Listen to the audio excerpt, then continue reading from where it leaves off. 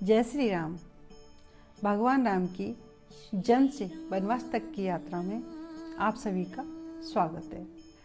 हमने पिछली बार देखा कैसे राजा दशरथ के यहाँ चारों पुत्रों का जन्म हुआ और पूरी अयोध्या में खुशी की लहर दौड़ गई थी, बधाइयाँ गाई गई थी और पूरी अयोध्या में खुशी का माहौल हो गया था।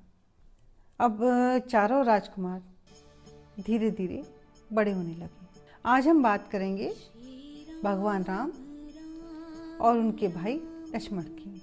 चारों ही राजकुमार बहुत होनहार थे, युद्ध विद्या में बहुत निपुण थे और उनकी चर्चा जो थी बहुत दूर दूर तक थी और सभी जानते थे राजा दशरथ ऋषि मुनियों का बहुत आदर करते हैं।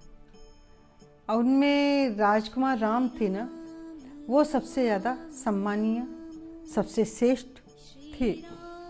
तो एक दिन की बात है, ऋषि विश्वामित्र राजा दशरथ के पास आए और उनसे कहने लगे कि मारीच और सुबाहु नाम के दो राक्षस दंडकारण्य में ऋषि मुनियों को बहुत परेशान करते रहते हैं। ऋषि ने राजा दशरथ से राम और लक्ष्मण को असुरों से लड़ने के लिए भेजने का अनुरोध किया ताकि ऋषि मुनि शांतिपूर्वक यज्ञ कर सकें। उस समय राम और लक्ष्मण की उम्र मात्र 15 वर्ष थी। तो उनकी उम्र को देखते हुए राजा दशरथ को थोड़ा संकोच भी हुआ कि ये उम्र इनकी कम है, ये राक्षस से कैसे लड़ेंगे। लेकिन ऋषि वशिष्ठ ने उनको आश्वासन दिया कि उनके पुत्र बहुत होनहार हैं और सारी युद्ध विद्याओं में निपुण हैं, आप बेझिझक उनको भेज सकते हैं। तो राजा दशरथ ने उनका अनुरोध मानते हुए राम और लक्ष्मण को ऋषि के साथ दंडकारण्य भेज दिया।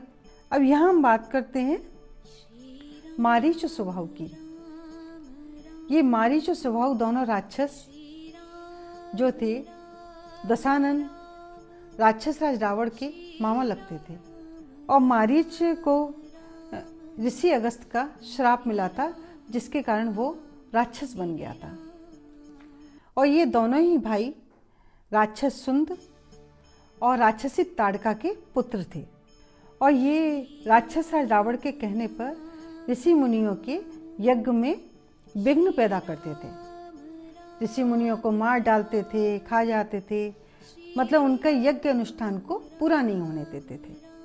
अब दोनों भाई राजकुमार राम और राजकुमार लक्ष्मण ऋषि विश्वामित्र के साथ दंडकारण्य में आ गए। अब दोनों भाई ऋषि के आश्रम के बाहर खड़े होकर के कड़ी चौकसी करते और ऋषि अंदर यज्ञ तथा पूजा पाठ आदि कार्य अपने शांतिपूर्वक करते रहते और ये सारे कार्य अच्छे से हो रहे थे। 6वें दिन की बात, एक जोरदार गर्जना सुनाई दी। सबने देखा कि असुरों की एक विशाल सेना चली आ रही है। अब दोनों भाई अपने धनुष बाण तान करके ऋषि के आश्रम के बाहर खड़े हो गए और बाणों की वर्षा शुरू कर दी। राम ने बाण एक ऐसा मारा मारीच को लक्ष्य करके कि वो ऋषि के आश्रम से 100 योजन दूर समुद्र में जाकर के गिरा और दूसरा बाण सुबाहु को लगा और वो वहीं पर मर गया। इस तरीके से दोनों भाइयों ने आसानी से असुर सेना को पराजित कर दिया।